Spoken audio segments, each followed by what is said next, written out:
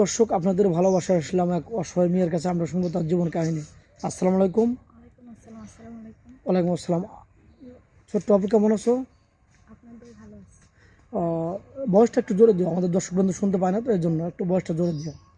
যাই হোক, তোমার নামটা আরেকবার জানতে পারি? আমার নাম মাহি। মাহি। তোমার দেশের বাড়ি? চট্টগ্রাম। চট্টগ্রাম।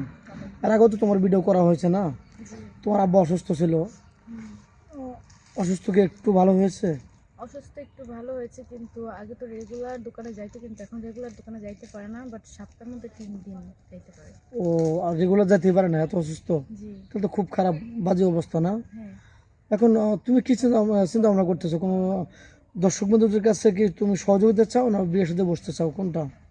সহযোগিতা মানুষ করবে ততক্ষণ যতক্ষণ নিজের স্বার্থ না শেষ হবে। নিজের স্বার্থ শেষ হয়ে গেলে না সহযোগিতা বন্ধ হয়ে যাবে। তো আমি ওরকম স্বার্থ চাই না। আমি চাই একজন ভালো মনের মানুষ যে সারা জীবন আমার এই স্বার্থ ছাড়াই আমার পাশে থাকবে। আচ্ছা, যাই হোক, তোমার বাবা যে অসুস্থ, এখন তোমাকে বিয়ে করলে কি তোমার আব্বার দায়িত্ব নিতে হবে তাকে চিকিৎসার জন্য?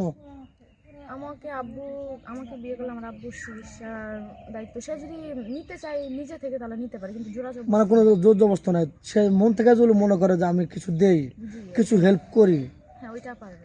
ভালোবাসার ক্ষেত্রে এটা পারবে, কিন্তু জোর জবরদস্ত নাই বা তার উপর কোনো অধিকার নেই নাকি? জি। সে তার মন খুশিভাবে যদি সে দায়িত্ব পালন করে বা সে নেয়, তাহলে কোনো আপত্তি নেই, এই তো। এখন তোমার চেহারা সুন্দর, তোমার বয়স 18+, এর আগেও ভিডিওতে বলা হয়েছে। এখন এই হয়তো 2-4, 5, 10টা 20টা ভিডিও করেছো না? না ভুল বললাম?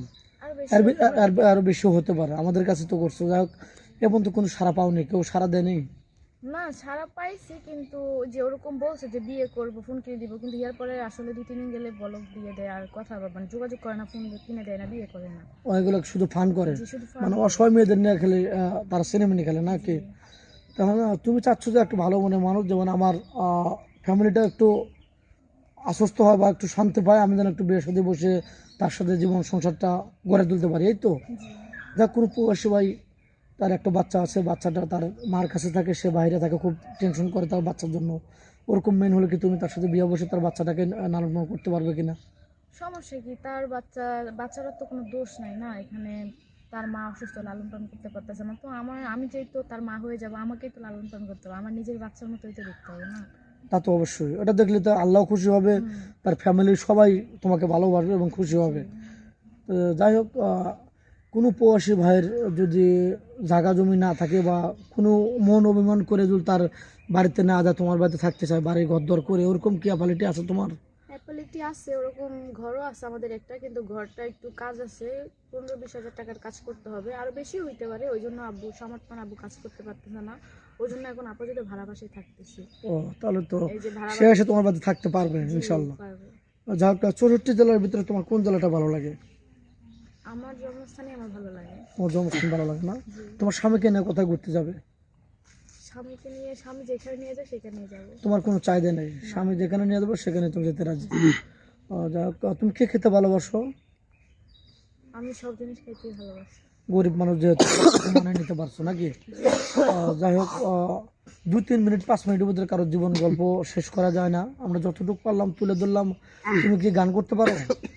না, গান করতে পারি না। গান করতে পারো না, শেখো নাই না? আর পড়াশোনা তো এসএসসি পাস, না এসএসসি পাস করছো না? জি।